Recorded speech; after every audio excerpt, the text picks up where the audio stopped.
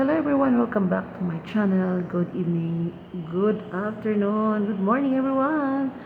Ayan guys, makikita naman natin na tapos na ang bahay ni Melka. So, araw na po ng pagkakat ng ribbon. Siyempre, nandoon ang ating mga kalingap team, kalingap angels, and ang ating mga keyboys. At siyempre, nagbigay ng pahayag or mensahe din si Ido para kay Milka at ito'y tuwang-tuwa. So, syempre naman, nandun din ang pasasalamat ng tatay ni Milka. Matatandaan natin na guys, ito yung mag-asawang bulag, pero hanga naman ang lahat kasi nga napalaki naman nila ng maayos at madisiplina itong sila nga ni Milka at saka yung mga kapatid nila.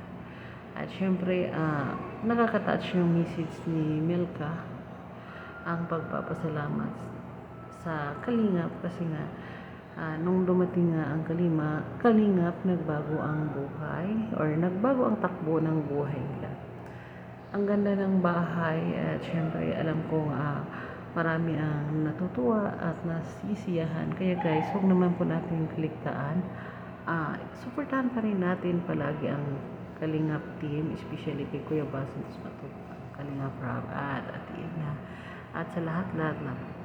So, muli atin pong panoorin ang ribbon cutting sa vlog ni Kalingap Rob at syempre kay Kuya Basintos Matubang.